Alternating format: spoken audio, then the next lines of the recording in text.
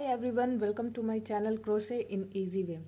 इस तरह का स्वेटर बनाने के लिए सबसे पहले हम नेक लाइन बनाएंगे और ये आगे से ओपन नहीं रहेगा। तो सबसे पहले जो नेक लाइन बनाएंगे उसमें कुछ भी हम लोग कम नहीं करेंगे, जितना जो भी बच्चा है उसका सिर का गोलाई का नाप लेंगे। और सिर का गोलाई का ये ऊपर का जो फॉरहेड से लेते हुए हम लोग राउंड करते हैं, इस तरह से नाप लेंगे। तो जिस भी बच्चे का बनाना है उस बच्चे का पूरा सिर का गोलाई लेंगे और उतना ही हम लोग सबसे पहले जो है चेन बनाएंगे। जैसे हम 6 to 9 मंथ के अगर बच्चे का बना रहे हैं तो सिर का गोलाई जो है वो 43 सेंटीमीटर है। तो इसमें आधा सेंटीमीटर या 1 सेंटीमीटर कम रहे चलेगा, क्योंकि उससे ज़्यादा वो फैलेगा नहीं नेक लाइन। तो इसलिए 43 सेंटीमीटर या 42 सेंटीमीटर का हम लोग नेक लाइन बनाएंगे सबसे पहले। तो चेन सबसे पहले तो स्लिप नॉट बनाएंगे और चेन उतना बनाएंगे कि मेजरिंग टेप से उसको नापने पर 43 सेंटीमीटर या 42 सेंटीमीटर के आसपास वो आए। ज़्यादा छोटा हम नहीं कर सकते, क्योंकि फिर बच्चे के गले से ही नहीं जाएगा, वो सिर से ही नहीं जाएगा, ऊपर से ही नहीं जाएगा। तो इस तरह से चेन बनाते हुए पहले स्लिप नॉट,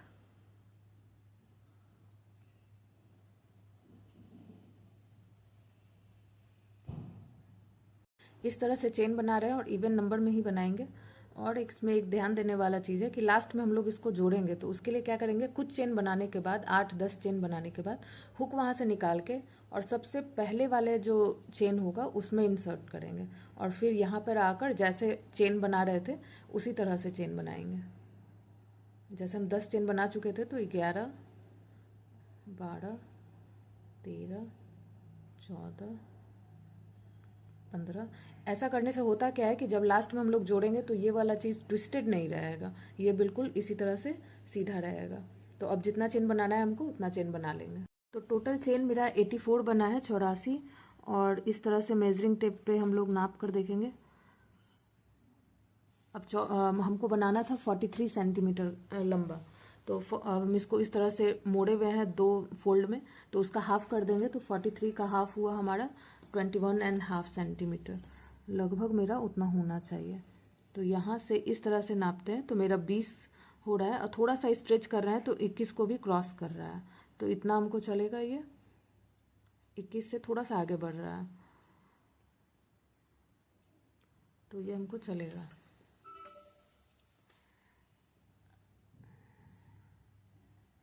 अब क्या करेंगे, इसको यहाँ पे हम लोग ज्वाइंट कर देंगे, जोड़ देंगे। यहाँ पर हम लोग 3 चेन लेंगे, 1, 2 और ये 3। जहाँ पे हम लोग इसको जोड़े हैं वहाँ पे 3 चेन, और उसके अब नेक्स्ट वाले स्टिच से सारे स्टिच में हम लोग डबल क्रोशे करेंगे इस तरह से।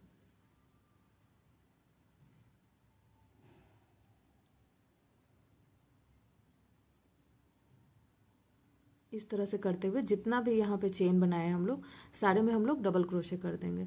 और जहाँ से ये जुड़ा हुआ है वहाँ पे हम नहीं किए, उसके नेक्स्ट वाले स्टिच से हम शुरुआत किए हैं डबल क्रोशे का। तो इस राउंड के बिल्कुल लास्ट में आ गए और इस बात का बहुत ध्यान रखना है कि ये ट्विस्टेड नहीं रहे, ऐसे फ्लैट ही रहना चाहिए।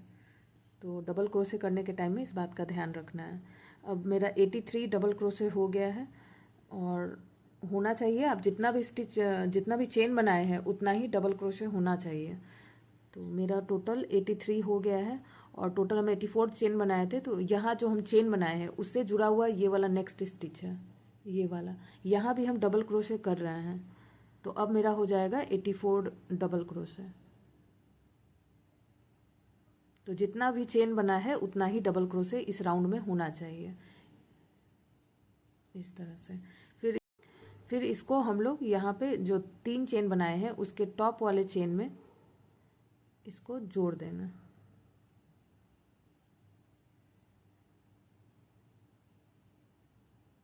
इस तरह से। और यहाँ पे फिर से हमारा एक चेन बनेगा और यहीं पे हम लोग पहले वाला जो स्टार्टिंग का जो 3 चेन बनाए थे वहीं पे हम लोग पहला जो है फ्रंट पोस्ट डबल क्रोशे करेंगे एक चेन बनाने के बाद, इस तरह से। ये हमारा फ्रंट पोस्ट हो गया। अब नेक्स्ट वाले में करेंगे बैक पोस्ट, इस तरह से।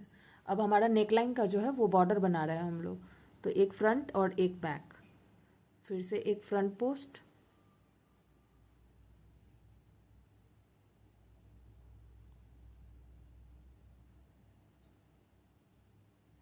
और फिर से एक बैक पोस्ट। इस तरह से बैक पोस्ट, जो हम लोग नॉर्मल बॉर्डर जैसे बनता है, एक फ्रंट और एक बैक, वैसे। फिर नेक्स्ट वाले स्टिच में फ्रंट पोस्ट,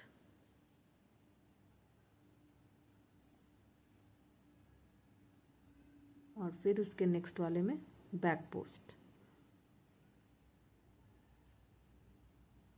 इस तरह से करते हुए हम लोग बॉर्डर बनाएंगे। और इसके जितना भी अभी हम लोग डबल क्रोशे किए हैं, सब में एक फ्रंट एक बैक, इसी पैटर्न को फॉलो करते हुए यहाँ लास्ट तक आ जाएंगे। इस राउंड के बिल्कुल लास्ट में आ गए हैं और ये मेरा बैक पोस्ट डबल क्रोशे है।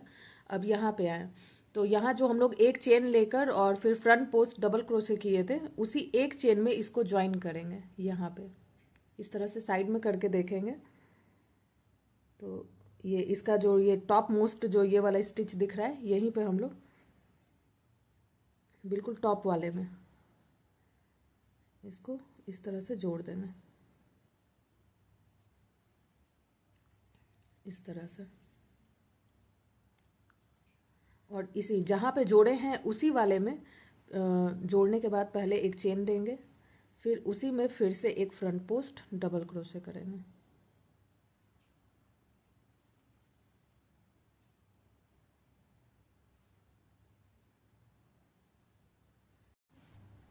जोड़ने के बाद एक चेन और सेम स्टिच में फ्रंट पोस्ट डबल क्रोशे।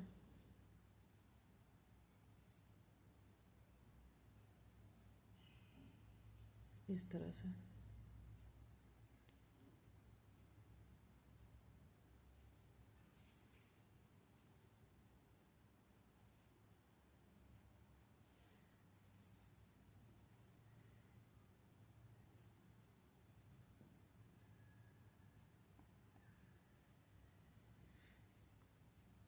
और फिर जो बैक पोस्ट है उसमें बैक पोस्ट, जो फ्रंट है उसमें फ्रंट, और इसी तरह से इस रो को कंप्लीट करेंगे।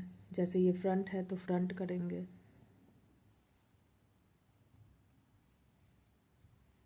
जो बैक है उसको बैक, ये फ्रंट है तो ये फ्रंट,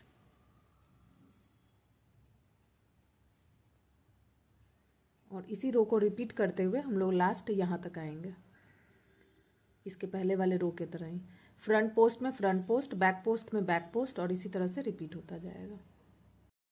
इस राउंड के भी लास्ट में आ गए हैं और अब हम लोग इसका जो टॉप स्टिच होगा, जो एक चेन देने के बाद जो हम लोग बनाए थे फ्रंट पोस्ट डबल क्रोशे, उसका ऊपर का जो टॉप स्टिच है वहाँ पे इसको ज्वाइन करेंगे इस वाले स्टिच में।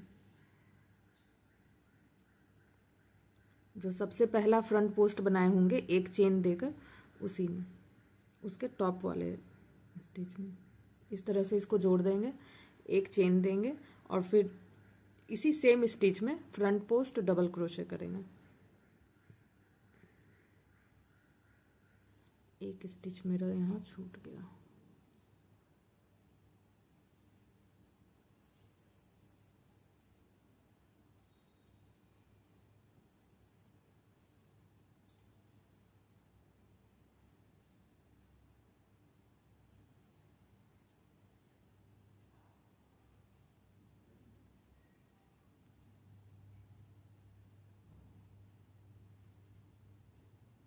यहाँ पे ऐसे जोड़ेंगे, फिर एक चेन और फिर इसी सेम स्टिच में फ्रंट पोस्ट डबल क्रोशे करेंगे।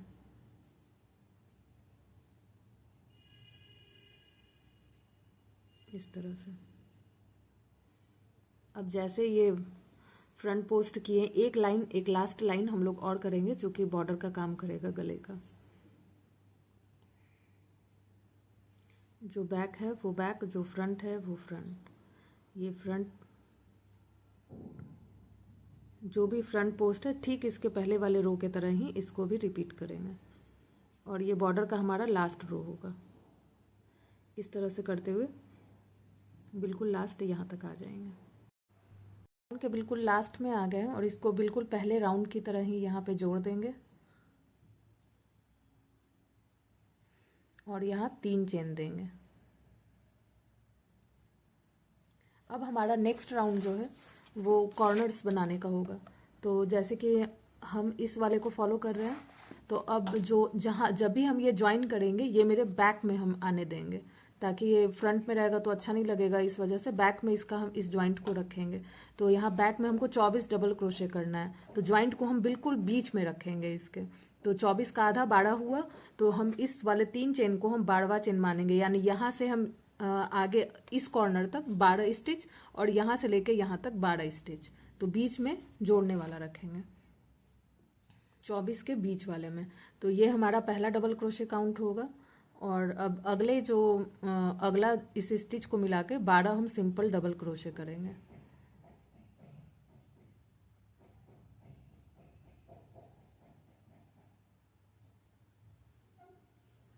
चेन वाला एक हुआ, नेक्स्ट वाले स्टिच में डबल क्रोशे, नेक्स्ट स्टिच में हम डबल क्रोशे किए और इसी तरह से अगले इसको मिला के 12 स्टिच तक सिंपल डबल क्रोशे करेंगे, 1 2 और आगे और 10 करेंगे डबल क्रोशे। ये मेरा इस चेन को मिला के 12 डबल क्रोशे मेरा हो गया है। तो यहाँ से हम 12 डबल क्रोशे करने के बाद ये पहला वाला कॉर्नर बनाएंगे और कॉर्नर बनाने के लिए नेक्स्ट वाले स्टिच में 3 डबल क्रोशे करेंगे, 1 2 और ये 3, और 3 डबल क्रोशे करने के बाद सेंटर वाला जो स्टिच होगा, 3 डबल क्रोशे करने के बाद सेंटर वाले स्टिच में एक स्टिच मार्कर लगाएंगे और हर राउंड में इस स्टिच मार्कर वाले स्टिच में कॉर्नर बनेगा। तो ये पहला मेरा कॉर्नर बन चुका है। अब हम लोग यहाँ आ गए, तो यहाँ पे हम लोग अब नेक्स्ट जो है 16 डबल क्रोशे करेंगे, बिल्कुल सिंपल हर स्टिच में एक एक करके 16 डबल क्रोशे, 1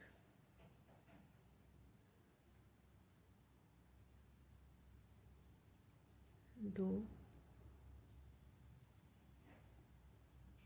3 और इसी तरह से करते हुए आगे 16 स्टिच, कॉर्नर्स के बाद नेक्स्ट 16 डबल क्रोशे। कॉर्नर बनने के बाद कुछ ऐसा लगेगा। मेरा 16 डबल क्रोशे यहाँ पे हो गया है टोटल, इस कॉर्नर से लेके यहाँ तक मेरा 16 डबल क्रोशे हो गया है कॉर्नर्स के बाद। अब मेरा ये वाला हो चुका, अब ये वाला कॉर्नर बनेगा। तो 16 डबल क्रोशे करने के बाद नेक्स्ट वाले स्टिच में हम लोग कॉर्नर बनाएंगे। तो सेम स्टिच में हम लोग 3 डबल क्रोशे करेंगे, 1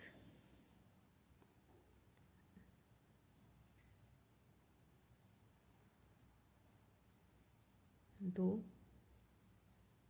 और ये 3, और फिर बाकी के जितना भी स्टिच होगा वहाँ पे पहले इसके सेंटर वाले में ये स्टिच मार्कर लगाना बहुत ज़रूरी है। अब ये कॉर्नर मेरा बन गया। अब हम फ्रंट में आ गए, तो फ्रंट का हम 24 डबल क्रोशे करेंगे, बिल्कुल नॉर्मल जैसे अभी किए थे। इसके बगल का ये सेम स्टिच में 3 डबल क्रोशे हो गया। अब नेक्स्ट वाले स्टिच से शुरुआत करेंगे, 1 2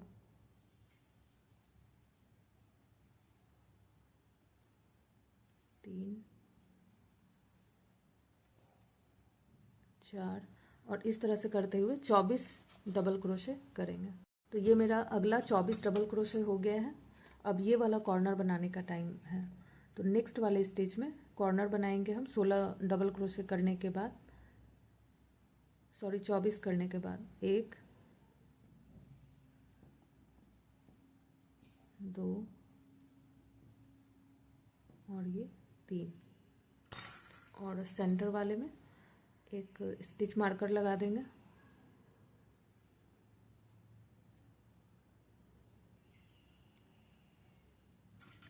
अब ये कॉर्नर बनने के बाद अगला मेरा 16 डबल क्रोशे होगा। तो कॉर्नर वाला स्टिच ये है। अब इसके नेक्स्ट वाले स्टिच से 16 डबल क्रोशे,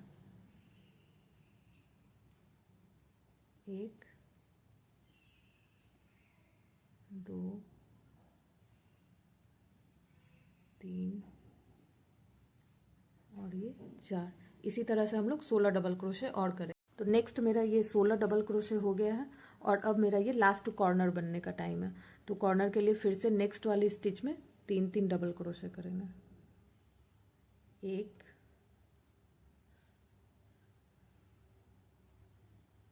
2 और ये 3। सेंटर में पहले की तरह ही स्टिच मार्कर लगा देंगे। अब मेरा ये कॉर्नर बन गया। अब हम यहाँ आ गए तो इसका आधा डबल क्रोशे तो हम स्टार्टिंग में ही बनाए थे। अब ये बचा हुआ आधा डबल क्रोशे अब हमको करना है। तो 12 हो चुका था। अब यहाँ से हम अगला 12 स्टिच तक 12 डबल क्रोशे करेंगे।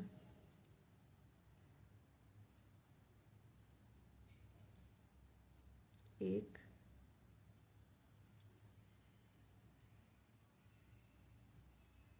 2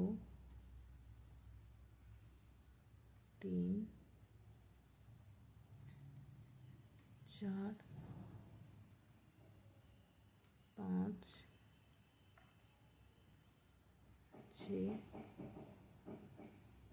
7 8 9 10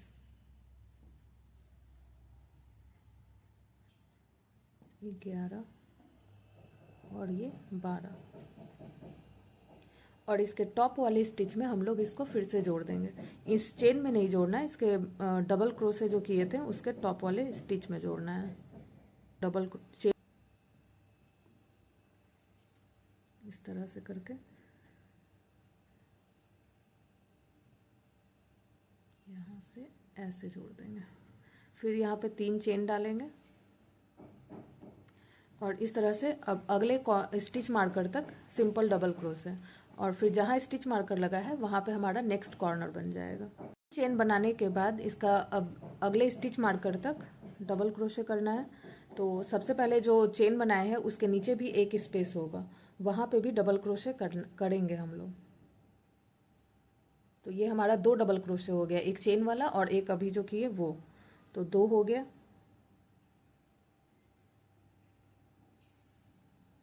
3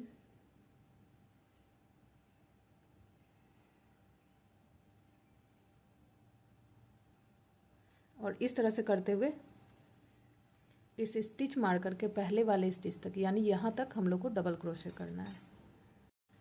तो हमारा ये स्टिच मार्कर के पहले तक डबल क्रोशे हो गया। अब इस कॉर्नर वाला जो स्टिच मार्कर जहाँ पे लगा हुआ था वहाँ पे हम इस राउंड का कॉर्नर बनाएंगे और इसी स्टिच में हमारा 3 डबल क्रोशे होगा। 1 2 और ये 3 और फिर से क्या करेंगे, इसके सेंटर में स्टिच मार्कर को लगा देंगे। अभी 3 जो बनाए हैं उसका सेंटर।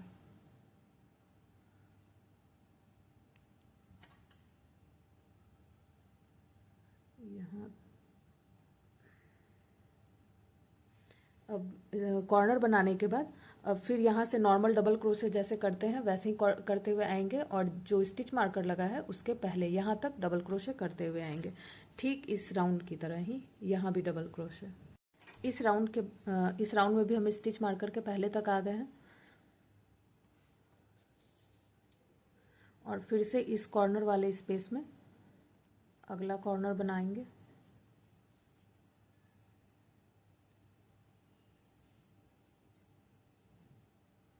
1 2 और ये 3 और सेंटर में स्टिच मार्कर। ये हमारा कॉर्नर है 3 और इसके सेंटर वाले स्टिच में।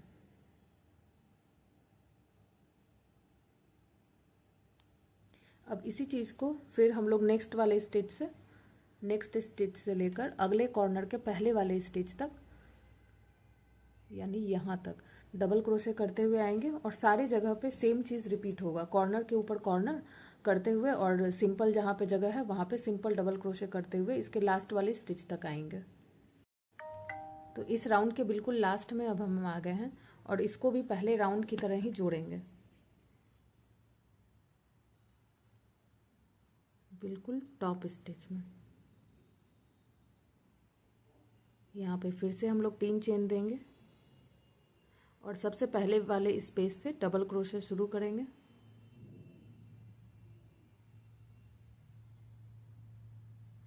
और इसी तरह से करते हुए सेम राउंड को हम लोग रिपीट करेंगे। अब ये हमारा पीछे का पोर्शन हो गया, जहाँ हमारा हमेशा जोड़ने वाला काम पीछे में होगा। और इसका लुक कुछ ऐसे रहेगा आगे से। ये हमारा बॉर्डर और इसके नीचे हमारा योक वाला पार्ट जो है वो बनता जाएगा और पीछे में यहाँ पे आके जुड़ता जाएगा। अब हम लोग सेम रो को रिपीट करेंगे अगले कई रो तक, जब तक कि हमारा योक हाइट नहीं मिल जाए। जैसे हम 6 to 9 मंथ का बना रहे हैं तो यहाँ पे योक हाइट मेरे लिए है 12 सेंटीमीटर। तो योक हाइट में हम उसमें बॉर्डर नहीं जोड़ा हुआ है, मेरा यहाँ बॉर्डर भी है। तो हम कम से कम यहाँ पे बॉर्डर को लेकर 13 से 14 सेंटीमीटर मेरा आना चाहिए। तो हम इसको रिपीट करेंगे तब तक, यहाँ से यहाँ तक, जब तक कि मेरा यहाँ तक नहीं आ जाए, 14 सेंटीमीटर तक नहीं आ जाए। क्योंकि ये जो मेरा योक हाइट लिखा हुआ है इसमें बॉर्डर लेकर नहीं लिखा हुआ है, बॉर्डर के बिना लिखा हुआ है। तो 12 सेंटीमीटर है यहाँ से बॉर्डर के नीचे से। तो अब हम कई रो को रिपीट करेंगे जब तक हमको अपना योक हाइट नहीं मिल जाए। तो उसी तरह से जिसका जो साइज का बना रहा हो उसके योक हाइट जितना भी आपको चाहिए वहां तक अब सेम रो रिपीट होगा। कॉर्नर्स की जगह पे कॉर्नर्स और बाकी जगह पे सिंपल डबल क्रोशे। तो योक हाइट तक हम आने के बाद आगे बताते हैं कि क्या होगा। तो इसका योक हाइट हमको जितना चाहिए था ये उतना हो गया है। और इसका मेजरमेंट जब हम लेंगे तो जिस साइज का हम बना रहे हैं वहाँ पे योक हाइट जो था मेरा 12 सेंटीमीटर था और आर्म होल का साइज था 10 सेंटीमीटर। तो यहाँ से इस तरह से इसको नाप लेंगे, जिसका जो साइज है वो अपना योक का हाइट इस तरह से मेजरमेंट लेंगे, यहाँ से यहाँ वाला। तो मेरा ये लगभग 12.5 के आसपास आ रहा है। और आर्म होल को यहाँ कॉर्नर को मिलाएंगे और कॉर्नर को भी यहाँ से लेके यहाँ तक आर्म होल का मिलाएंगे। तो ये भी मेरा 10 सेंटीमीटर हो रहा है। तो मेरा योक हाइट हमको जितना चाहिए था उतना मेरा हो गया। अब नेक्स्ट काम हम लोग ये करेंगे कि इस दोनों स्लीव्स को आपस में जोड़ेंगे और अलग करेंगे। तो इसको करने के लिए सबसे पहले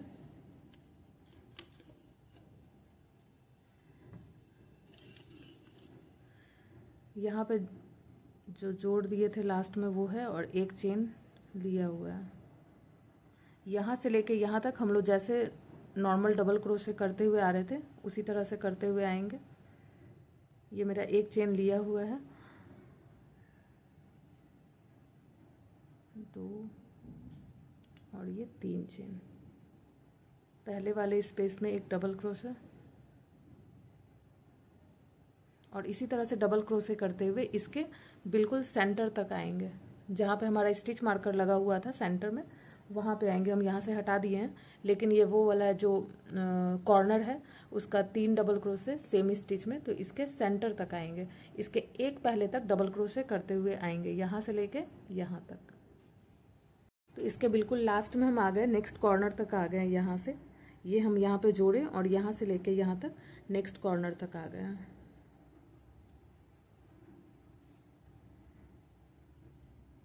ये है मेरा बिल्कुल सेंटर वाला, कॉर्नर का सेंटर ये है।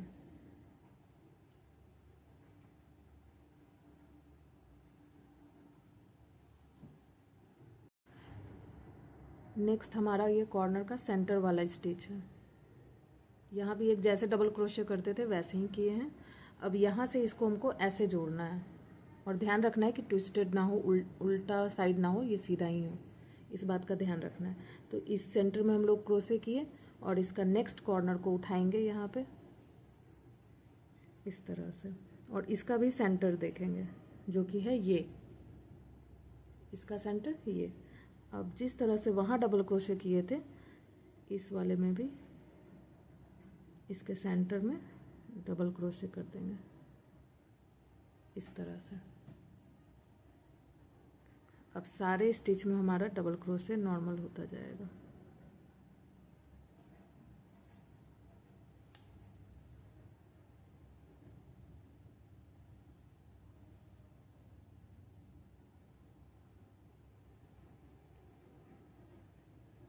इस तरह से। अब यहाँ से ऐसा करने से होगा क्या कि स्लिप्स हमारा अलग हो गया इस तरह से जोड़ने के बाद।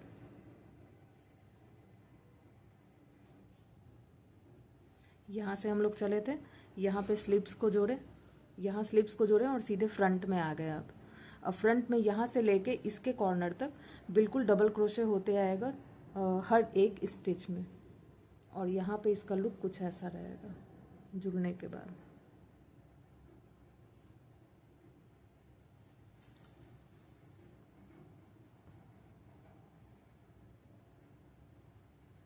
ये हमारा फ्रंट वाला साइड है। यहाँ से हम चले थे बैक से, यहाँ से होते हुए यहाँ स्लिप्स को जोड़े, अब फ्रंट में आ गए। अब यहाँ से लेके इस कॉर्नर तक हमारा नॉर्मल डबल क्रोशे। तो इसके अब इस वाले कॉर्नर पे भी अब आ गए हैं। अब जिस तरह से यहाँ का स्लिप्स हम लोग जोड़े थे और इस स्लिप्स को यहाँ पे अब जोड़ना है। और स्लिप्स को जोड़ने के लिए लास्ट वाले के तरह ही इन दोनों को साथ में पहले इस तरह से करेंगे और इसको इस तरह से घुमाएंगे।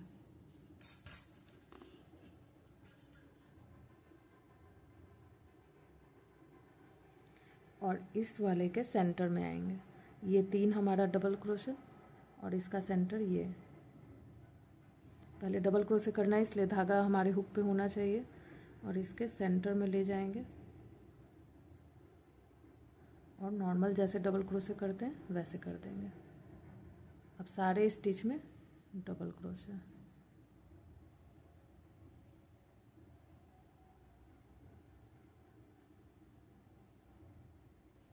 इस तरह से ये ऐसे कुछ जुड़ जाएगा आगे।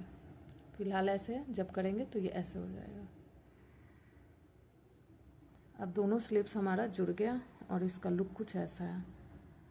अब यही डबल क्रोशे करते हुए अब हम लोग पीछे को आ गए हैं। यहाँ से होते हुए अब हम लोग यहाँ पीछे को आ गए हैं। तो यहाँ से लेके यहाँ तक डबल क्रोशे करेंगे और इसी तरह से यहाँ पे ज्वाइन कर देंगे। और इसमें हम 2 कलर का यूज़ कर रहे हैं, तो इसके बाद हम ऊन को भी चेंज करेंगे।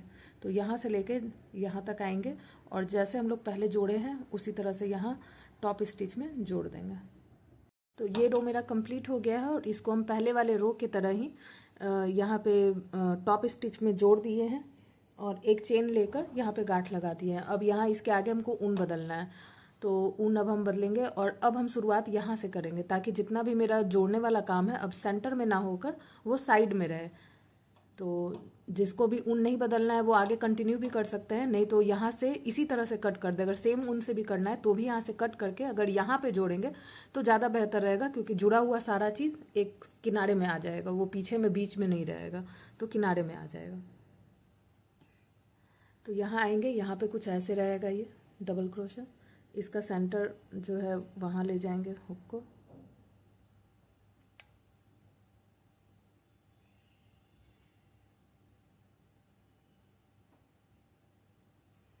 और सेम धागा या चेंज करना है तो चेंज जो भी धागा लेना है उस धागा को लेंगे और सबसे पहले इस ऊन में एक स्लिप नॉट बनाएंगे इस तरह से।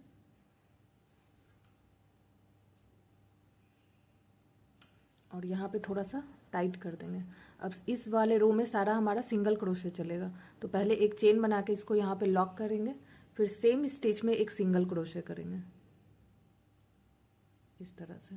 और जितना भी इस रो वाला स्टिच है उन सारे में हमारा सिंगल क्रोशे इस रो में रहेगा। और साथ ही साथ इस टेल को भी लेते हुए चलेंगे हुक के ऊपर ताकि ये यहीं पे छिप जाए इस तरह से।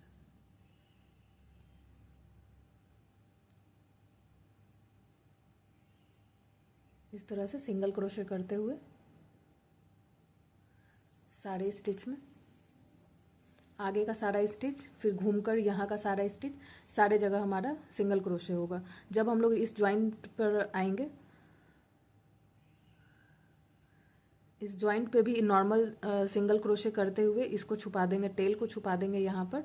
और जिस तरह से यहाँ टेल को लेते हुए चल रहे हैं यहाँ भी इस टेल को लेते हुए चलेंगे सिंगल क्रोशे करने के टाइम में। और थोड़ी दूर जब ये छिप जाएगा तो एक्स्ट्रा टेल को कट कर देंगे और वापस यहीं तक आएंगे सिंगल क्रोशे करते हुए। यहाँ स्लिप्स के पास अब आ गए हैं, तो स्लिप्स पे इस तरह से हम करके देखेंगे। तो ये भी डबल क्रोशे और टॉप स्टिच हमारा इस तरह से दिखेगा। तो टॉप स्टिच में हमारा नॉर्मल सिंगल क्रोशे होगा जैसे बाकी जगह पे होते हुए आया है।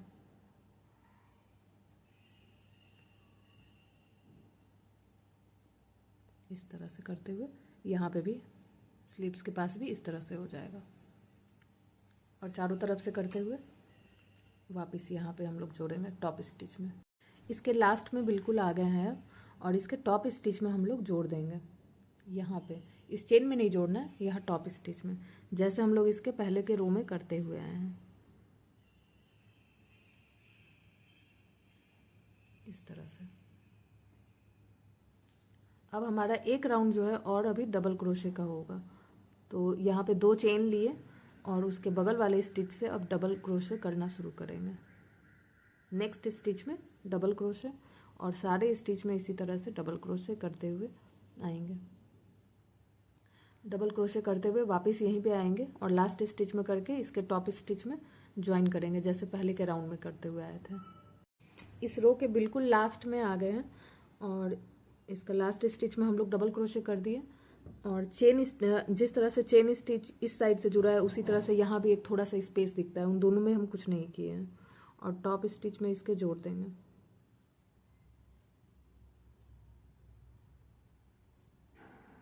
इस तरह से कुछ। अब यहाँ पे एक चेन देंगे और फिर से एक सिंगल क्रोशे का रो चलेगा, फिर हमारा डिज़ाइन वाला पैटर्न चलेगा। तो सिंगल क्रोशे करने के टाइम में इसका चेन स्पेस वाला जो जगह है उसको भी यूज़ करेंगे और सिंगल क्रोशे वहाँ भी करेंगे। इस तरह से करते हुए सारे जगह पे सिंगल क्रोशे। इसका लुक कुछ ऐसा रहेगा बनने के बाद। तो सारे स्टिच में सिंगल क्रोशे करते हुए यहाँ तक आएंगे और इसके टॉप स्टिच में जोड़ेंगे, और अगर मिलने में ये दिक्कत होता है तो यहाँ पे एक स्टिच मार्कर को लगा देंगे टॉप स्टिच में, एक चेन के बाद वाला। 1 से 2 सिंगल क्रोशे करने के बाद यहाँ पे स्टिच मार्कर लगा दें अगर, ताकि ये ढूंढने में दिक्कत नहीं हो।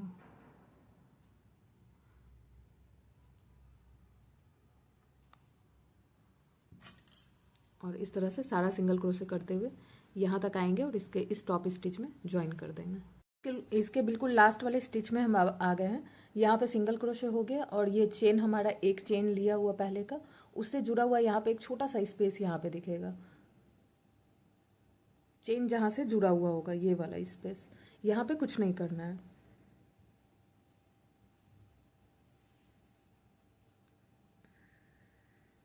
और इसके टॉप स्टिच में हम लोग जोड़ देंगे। अब यहाँ पे हमारा 2 चेन आएगा, और अब हमारा डिज़ाइन वाला पैटर्न बनेगा। अब चेन बनाने के बाद यहाँ एक स्पेस है, सेम स्पेस में हमारा एक और डबल क्रोशे होगा, इस तरह से। अब नेक्स्ट स्टिच हमारा ये है, तो इसको स्किप करना है हम लोग को, और उसके बगल वाले स्टिच में आएंगे, यहाँ पे इसके नीचे आएंगे, और अगर यहाँ से देखें तो ये हमारा वो 2 चेन है जहाँ हम लोग जोड़ते हैं, और ये हमारा डबल क्रोशे, और तीसरे नंबर पे ये वाला डबल क्रोशे होगा, chain double crochet double crochet. तो तीसरा वाला जो डबल क्रोशे है वहाँ पे एक फ्रंट पोस्ट डबल क्रोशे करेंगे, और जैसा कि बताएं हम यहाँ के इसके पीछे का एक स्टिच स्किप है हमारा, और उसके बगल में एक नॉर्मल डबल क्रोशे, इस तरह से। और ये हर जगह पे जहाँ जहाँ हम फ्रंट पोस्ट करेंगे उसके पीछे का स्टिच, पीछे से देखें तो ये वाला स्टिच इस तरह से रहेगा, ये स्किप होगा, क्योंकि उसी स्टिच के बदले हम नीचे आके यहाँ पे फ्रंट पोस्ट में काम किए हैं, फ्रंट पोस्ट डबल क्रोशे। और यही पैटर्न अब पूरे लास्ट तक चलेगा, एक नॉर्मल डबल क्रोशे, फिर ये वाला स्किप होगा, और यहाँ पे फ्रंट पोस्ट, और फिर इसके फ्रंट पोस्ट के पीछे वाला स्किप होगा, और उसके बगल वाले में नॉर्मल डबल क्रोशे, इस तरह से। इसके पीछे ये वाला स्टिच हमारा स्किप हो गया, और ये देखने में कुछ ऐसा लगेगा।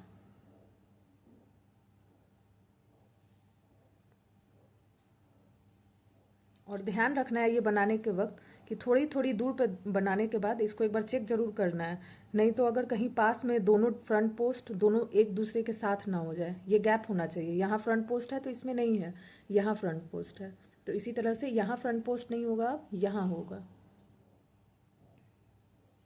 और पीछे एक ही स्टिच स्किप हो हमारा, ना कि दो। एक फ्रंट पोस्ट, पीछे का स्टिच स्किप और उसके बगल वाले में नॉर्मल डबल क्रोशे, इस तरह से। और पीछे से स्किप्ड, ये वाला स्टिच स्किप और यहाँ पे ये स्टिच स्किप।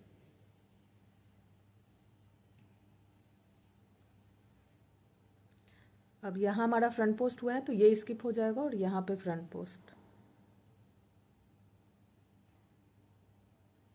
इसके पीछे का स्टिच स्किप और उसके बगल वाले में एक नॉर्मल डबल क्रोशे, बिल्कुल रेगुलर वाला, इस तरह से। और इसी पैटर्न को फॉलो करते हुए पूरे राउंड से होते हुए यहाँ पर लास्ट स्टिच तक आएंगे और फिर इसके टॉप स्टिच में ज्वाइन कर देंगे, जोड़ देंगे यहाँ पे, जैसे हम लोग यहाँ वाले राउंड में हमेशा टॉप स्टिच में जोड़ते थे उसी तरह से। इस राउंड के बिल्कुल लास्ट में आ गए हैं। ये हमारा फ्रंट पोस्ट और इसके पीछे का स्टिच स्किप हुआ और नेक्स्ट वाले स्टिच में हमारा नॉर्मल एक रेगुलर डबल क्रोशे और इसके टॉप स्टिच में हम लोग जोड़ देंगे, बिल्कुल टॉप स्टिच जैसे हम लोग पहले करते थे। और यहाँ पे एक चेन देंगे और अब सारे स्टिच में हम लोग सिंगल क्रोशे करेंगे। इसका फर्स्ट स्पेस यहाँ है, यहाँ भी सिंगल क्रोशे करेंगे और बाकी भी सारे स्टिच में सिंगल क्रोशे। और जिसको ये पहला स्टिच सिंगल क्रोशे ढूंढने में दिक्कत आता है क्योंकि इसी में हमारा जुड़ेगा, तो यहाँ पे स्टिच मार्कर हर राउंड में लगाना ना भूलें।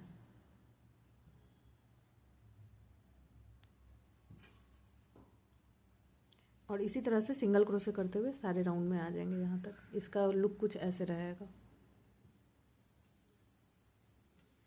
और बीच में कहीं भी दिक्कत मतलब थोड़ी थोड़ी दूर पे, जैसा कि हम बता चुके हैं, बनाकर हमेशा चेक करना है कि सारा पैटर्न सही जा रहा है कि नहीं जा रहा है आगे। और ये हमारा पीछे का।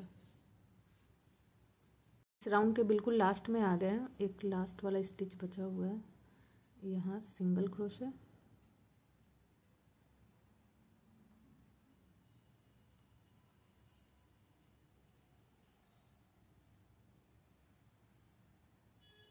और चेन से जुड़ा हुआ ये वाला जो स्टिच है, यहाँ कुछ भी नहीं करना है और टॉप स्टिच में इसको जोड़ देंगे इस तरह से। फिर यहाँ पे 2 चेन देंगे।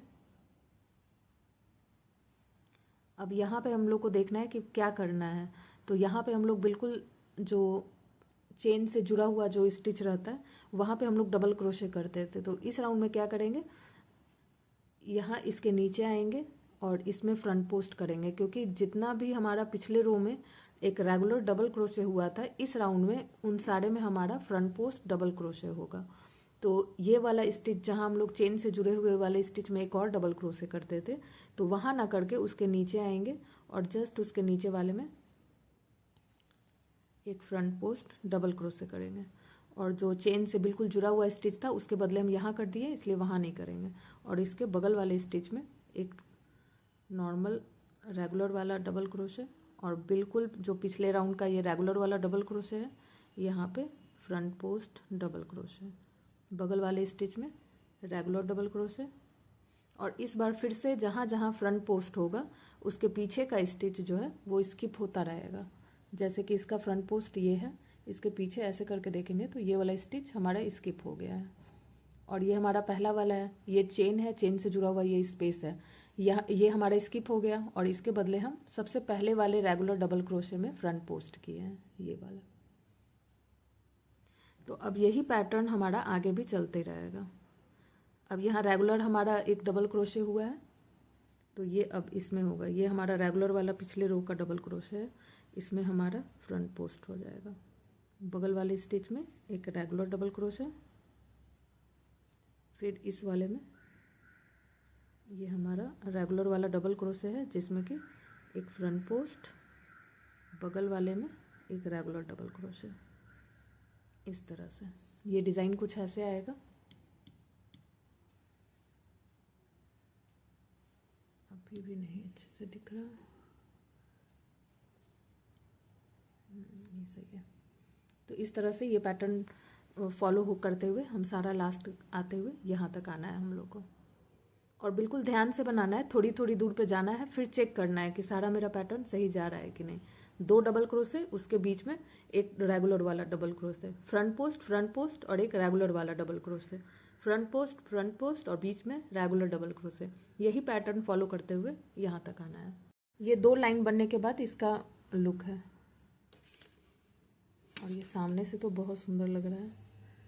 कैमरे में भी इसका डिज़ाइन अच्छे से नहीं आ रहा, पर ये काफ़ी अच्छा लग रहा है। और इसके बिल्कुल लाव में आ गए हैं।